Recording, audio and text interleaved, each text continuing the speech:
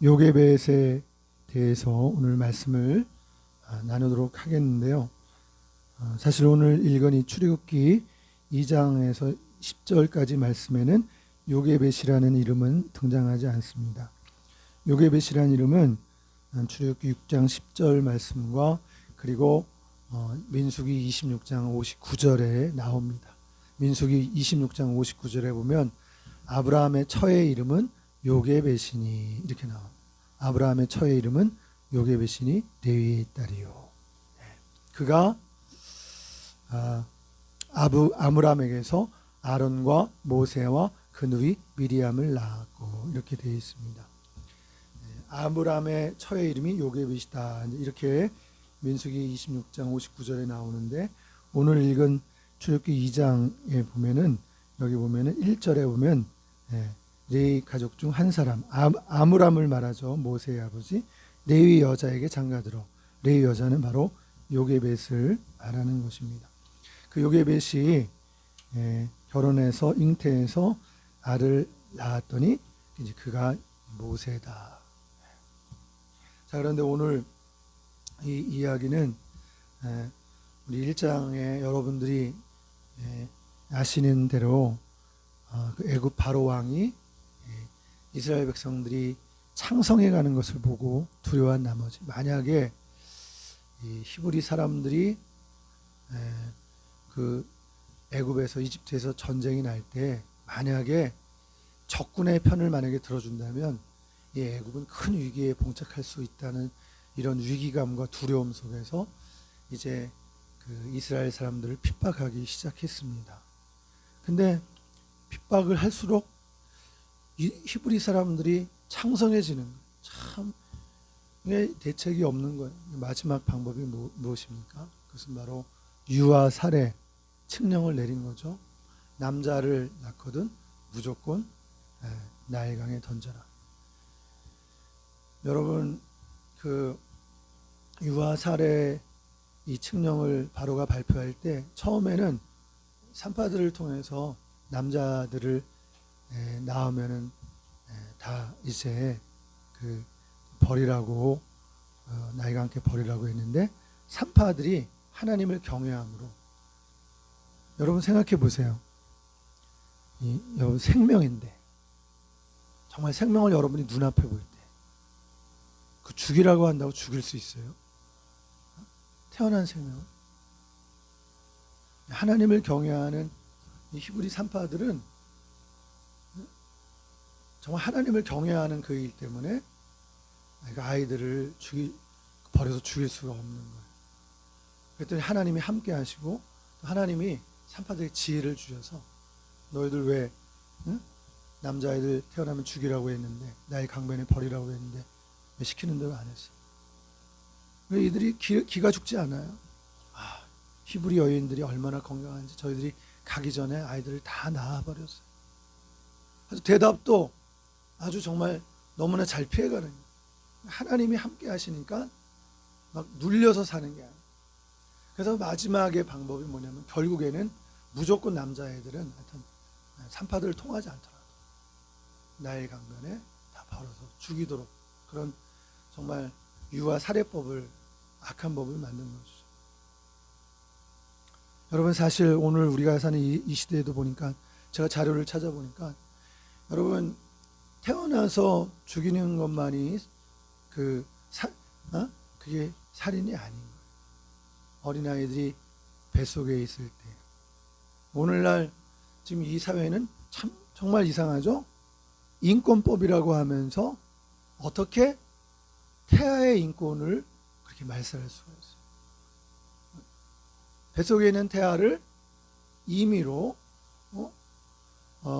선택해서 버릴 수도 있고 죽일 수도 있고 나을 수도 있고 그 생명이 어떻게 그 생명 자체에 대한 그걸 죽이고 살리는 게 어떻게 사람에게 있습니까?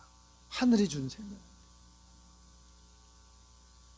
자료에 보니까 한 해에 여러분 지금 30만 명의 아기가 태어난다고 해요. 우리나라가 세계 저출산 국가잖아요. 아이를 안 낳는다고 고민 많이 하잖아요. 여러분, 그런데 예? 정말 임신을 못해서 아이를 못 낳는 게 아니라는 거예요. 기록에 의하니까, 알려진 바에 의하니까 한 해 110만 명의 아이들이 태아살인을 당하는, 낙태를 당하는, 실제로 낳는 생명은 30만 명에 불과하고 110만 명은 어머니 뱃속에서 이렇게 지워져서 이렇게 사라지게 된다라는 거죠. 오늘 우리가 이런 속에서, 근데 정말 그 어머니들은 진짜 자기 아기를 보면, 생명을 보면 정말 그렇게 할 수가 없는 거죠. 아이 생명을 제할 수가 없는 거죠. 히브리 3파처럼. 자, 이런 가운데에서 정말 히브리 민족에게는 정말 재앙이잖아요. 이런 재앙이 없는 거죠. 당연히 그 부부가 결혼을 하면 사랑의 결실로 자녀를 낳게 되어 있는데, 자녀를 낳는데 그 생명이 남자아이면, 고추 달린 남자아이면은 다 죽여야 되는 이 슬픔이 히브리 여인들의 슬픔이죠. 그런 분위기 속에서 레위 가족 중 한 사람이 가서 레위 여자에게 장가들어 여자가 임신하여 아들을 낳았다. 이게 오늘 성경의 이야기예요. 이게 모세의 이야기가 이렇게 시작을 하는데, 그가 잘생긴 것을 보고, 여러분, 자녀를 낳으면 모든 부모는 자식이 다 잘생긴 거예요. 여기 모세가 잘생겼다는 걸, 모세만 잘생겼다고 생각하면 안 돼요. 자기 자식은 다 잘생긴 거예요. 얼마나 정말 그 부부의 사랑의 결실로 생명이 태어났을 때 자기 피부치 아닙니까? 그 생명을 피부치라고 하잖아요. 잘생긴 것을 보고 차마 나일강변에 던져서 죽일 수가 없는 거예요. 석 달 동안 그를 숨겨서 키웠다는 거예요. 그래서 더 숨길 수 없게 됨에 성경은 그렇게 말하고 있죠. 아이의 울음소리가, 키우면서 많은 일들이 있었을 거예요. 성경에 기록되어 있지 않았지만 그 아이가 울 때마다 그 부모들과 그 형제들, 미리암과 아론이 있었잖아요. 아론은 3살 차이, 모세가 80세 때 아론이 83세라고 그랬으니까 3살 차이잖아요. 아론은 형이고 미리암은 누나. 정말 숨죽이면서 아이를 온 식구가 키웠을 거예요. 쉬쉬하면서 문소리만 나도 긴장을 세우면서 그 아이를 소중하게 키운, 하늘이 준 생명, 하나님께서 주신 생명이니까 그거 어찌 할 수가 없잖아요. 자기들 마음대로. 살리려고 살릴 수도 있고, 어떻게 기회를 얻지 못해서 주저주저 하다가 키울 수도 있는 거예요. 내 아이가 커가는 것을 보면 얼마나 이뻐요. 부모가 볼 때 너무너무 이쁘잖아요. 차마 그 아이를 죽일 수가 없는 거예요. 근데 3개월이 돼서 더 숨길 수가 없게 되니까 갈대 상자를 가져다가 역청과 나무 진을 발라서 나일강변에 이제 갈대 상자를 띄우기로 한 거죠. 자, 물이 새지 않도록, 또 그 안에 천을 아기를 이렇게 잘 감싸서 춥지 않도록, 그렇게 해서 그들이 계획하고 준비해서 나일강변에 갈대 상자를 띄우고, 이렇게 하나님께 주신 생명을 죽이지 않고 소중하게 여기면서 키우니까 우리 눈에는 보이지 않지만 하나님이 도우시는 거예요. 갈대 상자를 띄우는 그 순간에 애굽의 바로의 딸이, 공주가 와서 목욕을 하다가 갈대 상자를 발견을 하고, 그 상자를 열어보니까 아기가 있는데 울음소리가 들리는데, 그 아기를 어떻게 죽일 거예요? 그 아이가 너무 예쁘잖아요. 공주의 눈에도 너무 예쁜 거예요. 그리고 어떻게 할까 하는 그 순간에 미리암이 그것을 지켜보다가 유모를 데려다가 이 아이에게 젖을 먹일까요? 적절한 그 도움이잖아요. 그 바로의 딸이, 공주가 어떻게 해야 할 바를 모르는데 아이를 보고 당황하고, 아이는 이쁜데 어떻게 해야 되는 그 순간에 미리암이 유모를 데려다가 젖을 먹일까요? 그렇게 해서 그 타이밍이 맞는 거예요. 모세는 친모에 의해서 유모라고 바로에 따른 생각했지만 생모, 친모에 의해서 키워진 얼마나 정성껏 모세를 키운 것입니다. 정말 금이야 옥이야 눈에 들어가도 아프지 않은 것.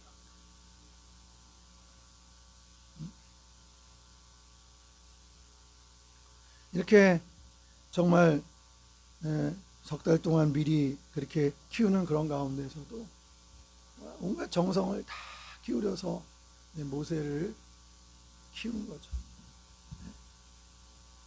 이 일을 통해서 정말 이제 젖을 먹이면서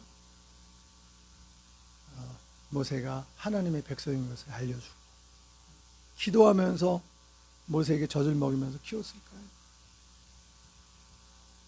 또 말문이 튀기 전에도 하나님을 가르치고 말씀으로 모세를 키운 거죠. 그러면서 이제 모세가 자라나면서 자기가 그 애굽의 바로의 딸의 아들로 그렇게 자기가 살아갔지만 자신이 히브리라는 것을 잊지 않고 살아갈 수가 있었던 거죠. 장차 그래서 모세는 이스라엘 백성들의 영도자로, 지도자로 그가 세움을 입게 되고, 그가 40세가 돼서 동족의 그 아픈 장면을 보고 애굽의 감독관에 의해서 그렇게 정말 그 핍박을 받는 그러한 자기 동족의 모습을 보고 그 애굽의 감독관을 돌로 쳐주고, 그 사건으로 해서 결국 이제 모세는 광야에 피신해 40여 년 동안 광야 생활에서 광야 훈련을 겪게 되는 거죠. 근데 이런 과정 속에서 여러분, 이 모세를 키운 그 요게벳이라고 하는 그 한 여인, 그 아기를 버리지 않고 하나님께서 주신 생명으로 그 아기를 소중하게 어쨌든 살리고 본 거잖아. 하나님의 계획이 모세를 통해서 나타났지만 사실 이 요게벳과 아브라함에게 있어서는 정말 모세가 그런 인물이 될지 처음부터 다 알았겠어요. 우선 하나님이 주신 생명, 우리 사랑의 결신 이 생명을 살리고 보자 해서 출발한 거 아니에요. 그 속에서 하나님께서 그들과 함께 하셔서 그들의 삶을 통해서 하나님이 손이 함께 하셔서 적절한 위기들이 왜 없었겠습니까? 그 위기들을 모세가 울 때 주위 이웃들에게 알려질 수도 있고, 이런 것이 관가에 알려지지 않도록 주의를 기울이고 위기 때마다 하나님이 도와주셨을 거예요. 그러니까 살았죠. 근데 이제 3개월이 되면서 더 이상 키울 수 없을 때 갈대 상자에 역청과 진을 발라서 나일 강변에 내어놓았을 때 바로의 공주에 의해서 구원을 받는, 모세가 건짐을 받는다라는 이름이에요. 그게 모세, 건짐을 받는다.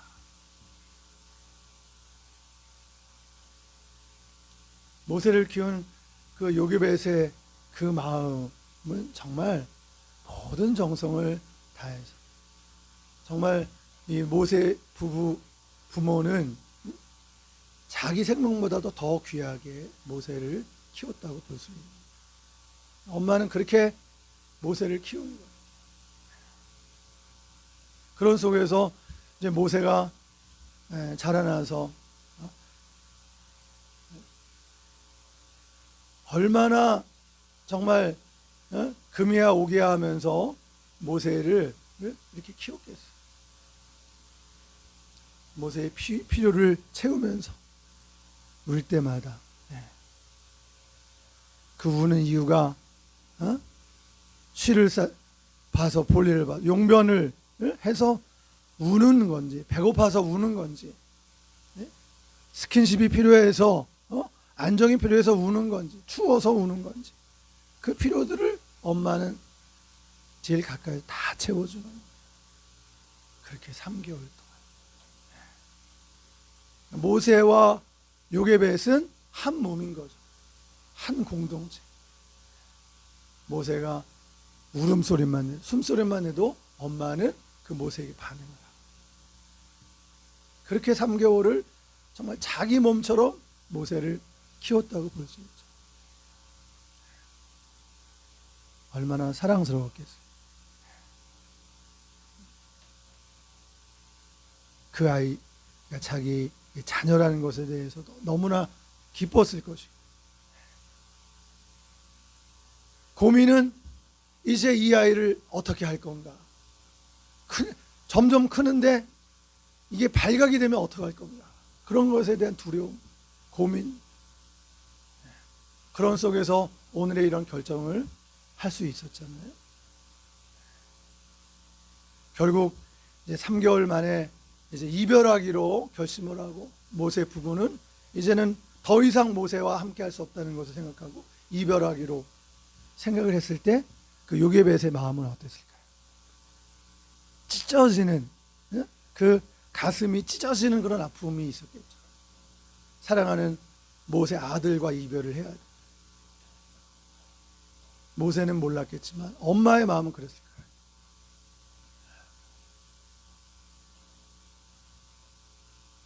여러분, 모세가 이렇게 엄마의 사랑을 정말 가까이서 받으면서 살았어요. 그리고 잠시 동안의 이별인 듯 싶었던 바로 그 순간, 갈대상자에 보내 정말 이별을 준비하는 마음으로 그들은 기도하면서 이제는 다시는 못 보거나 울면서 그들은 이별을 맞이했을 거예요. 해야 했었을 거예요. 그런데 그 순간이 짧았어요. 그렇죠? 하나님은 바로의 공주를 목욕하게 그 시간에 나오게 해주셔서 갈대상자에 있는 모세를 발견하게 해서 유모를 바로 그때 구하도록 하게 하신 거 아니에요.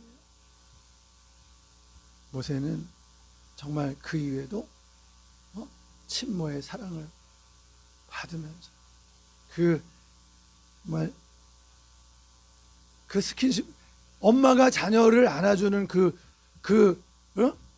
사랑은 말로 표현할 수 없는 거잖아요. 그 진짜 자기 자식을 끌어안는 거죠. 젖을 넣고 신앙교육을 하고 하나님을 알려주고 히브리인인 것을 알려주고. 여러분, 모세는 이런 정말 사회적으로 이런 큰 위기 속에서도 제대로 엄마의 사랑을 받으면서 양육을 받은 거예요.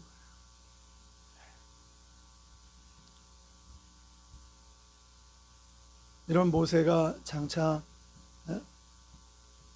하나님 나라의 일꾼이 돼서 애굽에서 이스라엘 백성을 구원하는 그 영도자로 설 수 있었던 것을 우리는 볼 수가 있습니다.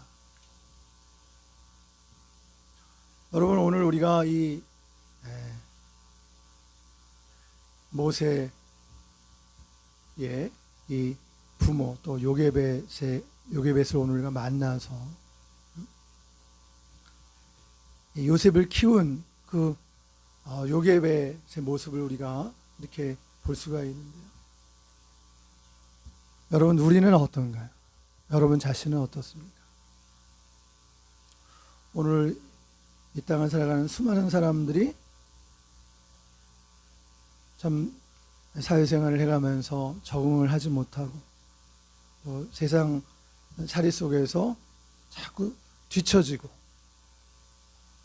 상처를 입고 건강하게 적응하지 못하고 살아가는 그런 일부의 사람들도 주변에 적지 않은 것 같아요.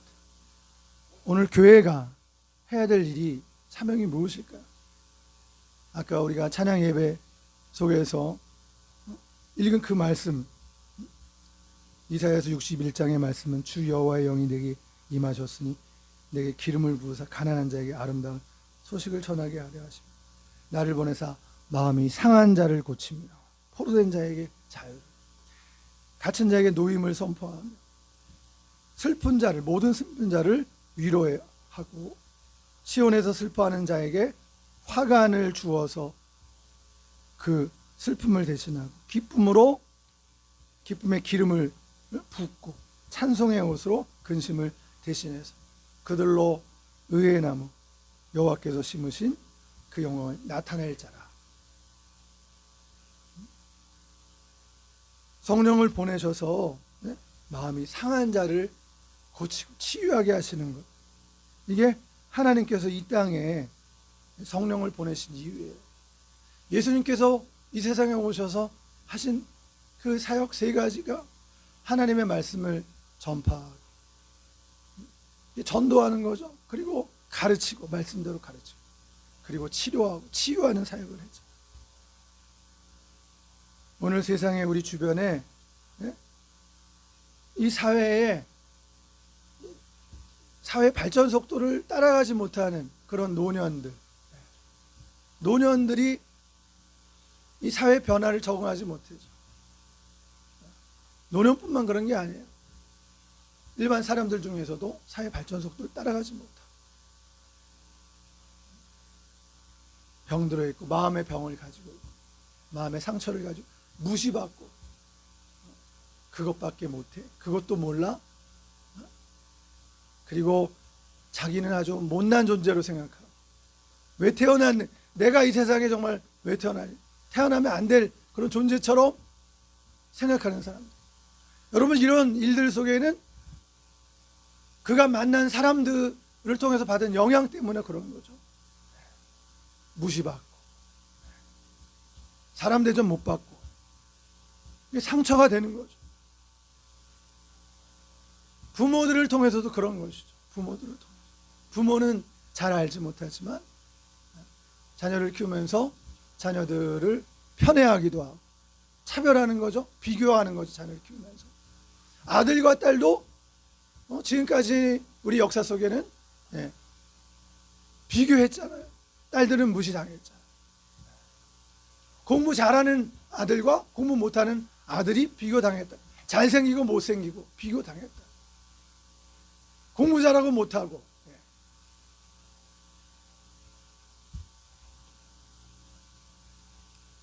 여러분, 오늘 이 말씀 속에 참 요게벳은 정말 생명을 다해서 모세를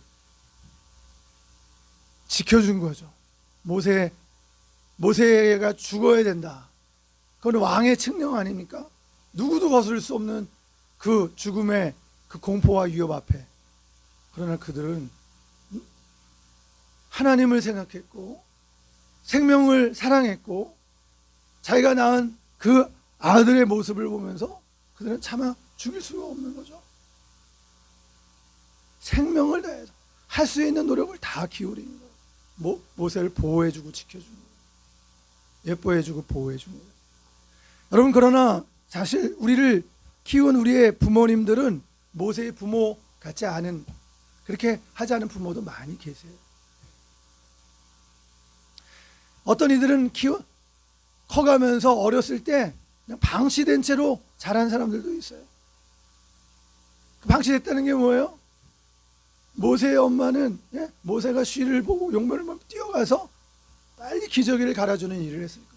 그런데 우리 부모들 중에서는 아기가 울어도 용변을 봐도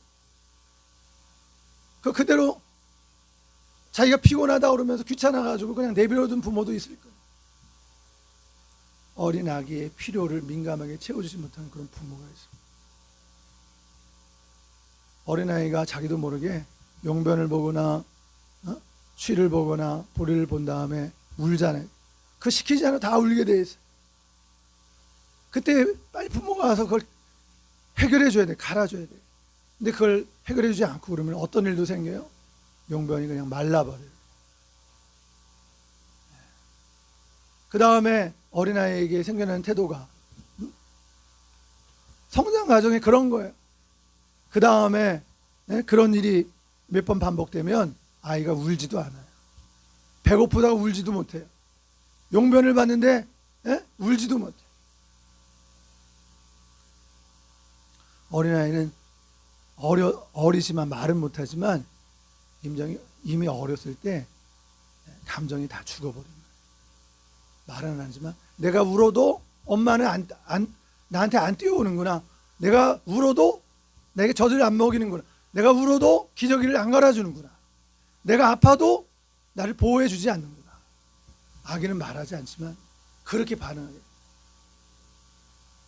그 위에 성장하지만 나이가 들면서 육체는 커지지만 감정의 불구자가 되는, 감정 표현도 잘 못하고, 좋은 거 좋다는 말도 못하고, 싫은 거 싫다는 말도 못하고, 아파도 아파요 말도 못해. 성장했는데 당연히 아프면 아파요 소리를 질러요. 그래 주변의 사람들이 그걸 인식을 해야 되는 거예요. 저 사람 아프구나. 여러분, 오늘 이런 상처를 입은 사람들이 주변에 너무나 많습니다. 하나님은 어떻게 찾아오실까요? 맞아, 너 아팠어, 그거 맞아. 하나님은 그거 인정해 주는 거예요. 아프다고 할 때 아프다고 말하면 안 돼? 하나님은 그렇게 안 하세요. 근데 우리가 성장하면서 때로는 우리가 어른들한테 잘못 대접을 받아서 조용히 해야 돼. 울면 안 돼. 아파도 참아야 돼. 어린아이가 뭘 참아요? 어이구, 어린아이에게는 부모가 아파요 올 때 참아. 그게 어른이 할 일이 아닌 거예요. 아플 때 어른이 할 일. 빨리 뛰어. 어디 아파? 호해줘. 호해줘. 내 새끼 하면서 아팠지? 응? 막 비벼줘. 그런 대접도 못 받고 분명히 어린아이 보고 참으라고 어렸을 때부터 울면 안 되는 거예요. 먹고 싶은 것도 표현하면 안 되는 거예요. 아파도 아프다고 소리치면 안 되는 거예요. 부모의 눈치만 보면서 살아야 돼요. 여러분, 이게 상처예요. 하나님은 그런 모습 속에 맞아. 너 참는 거 맞아? 하나님 그렇지 않아. 아니야.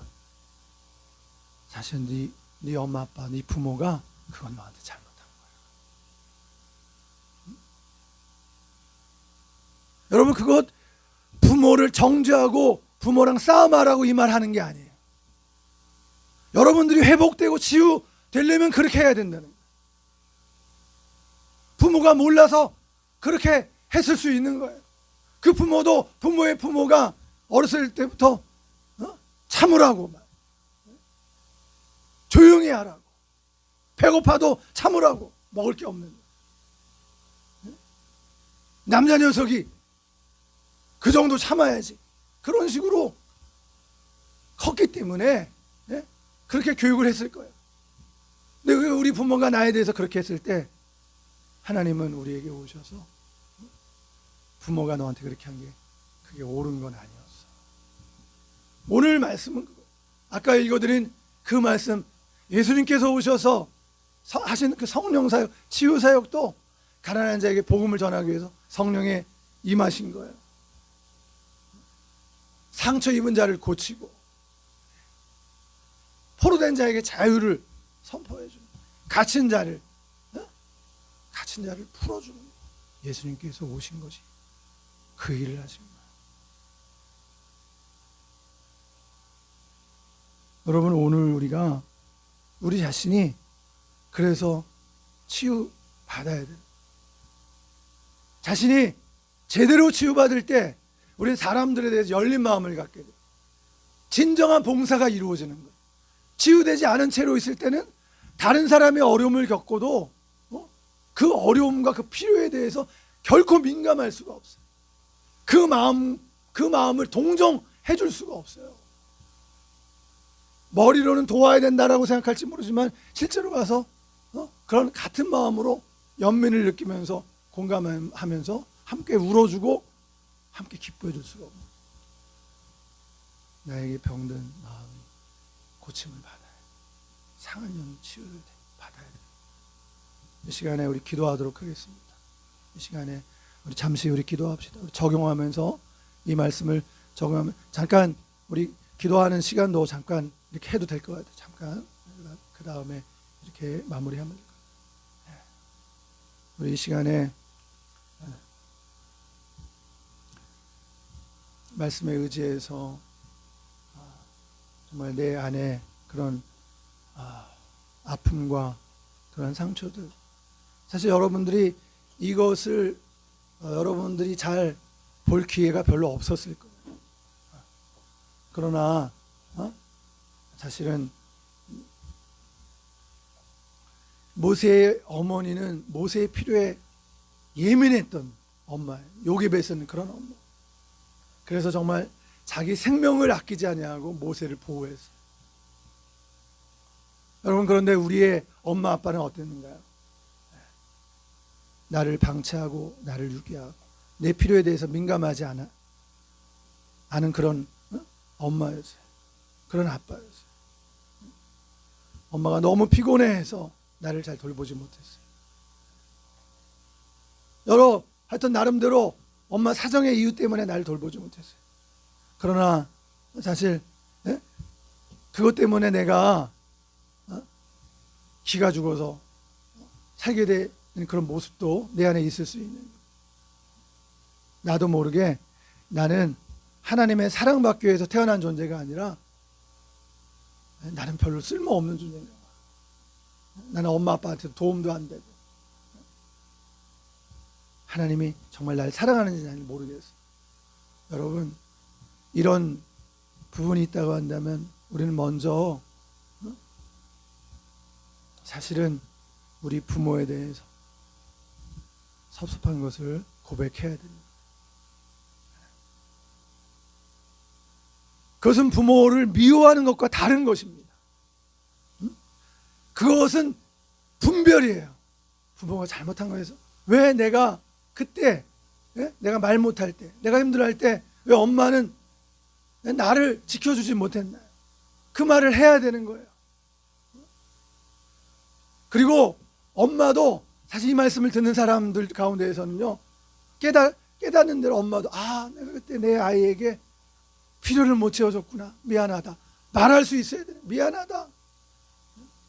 이걸 모르는 사람은 그런 말을 할 수 없겠지만 말씀을 듣다가 느껴지고 깨닫게 되는 사람들은 그랬구나, 내가 내 아이에 대해서 내 아이의 필요를 채우지 못하고 그 어린 시절에 꼭 필요한 그 필요를 내가 채우지 못했구나.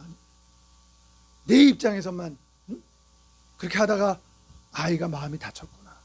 여러분, 요즘 주변에 마음 다친 아이들 그런 모습도 많이 봐요. 여러분이 말할 수 있어야 돼요. 엄마, 그때 왜 나를 돌봐주지 않았어? 아빠, 그때 왜 나를 지켜주지 못했어요? 다시 말하지만 이게 미워서 하는 소리가 아니에요. 엄마 아빠를 원망하라고 하는 소리가 아니에요. 그렇게 말하는 것을 통해서 여러분들이 굴레로부터 벗어날 수 있습니다. 건강하게 그 속박에서 벗어날 수가 있어요. 하나님이 그 일이 우리가 그렇게 되길 원해요. 예수님이 오셔서 하시는 일이 상처를 치유하고 포로된 자를 자유케 하기 위해서 오지. 성령의 사역이 그것이 우리에게 기름 부음, 성령의 기름 부음이 있게 될 때 우리가 치유되는 거, 회복되는 거 보이기 시작하는 거. 그것이 나의 아픔이었구나. 그것이 나의 상처였구나. 여러분들이 자신의 모습을, 그런 모습을 여러분들이 인지하면서 그것을 깨닫고 보면서 기도해야 돼. 그 부분을 가지고 기도하셔야 됩니다. 막연하게 회개만 하고 막연하게 기도하는 게 아니에요. 그 부분에 대해서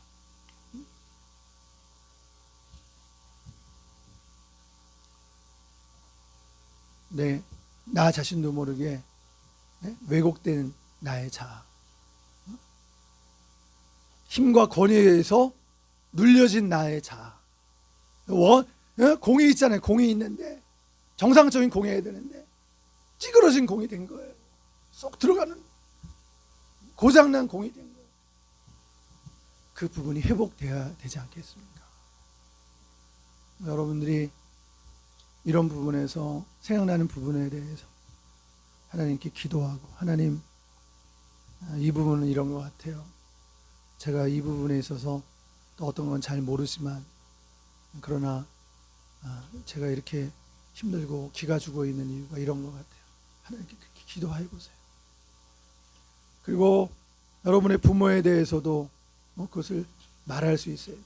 이 자리에서 기도하면서 선포하고, 그리고 이런 이야기를 이해할 수 있는 부모라고 한다면 그런 부모에게는 얘기해도 돼요.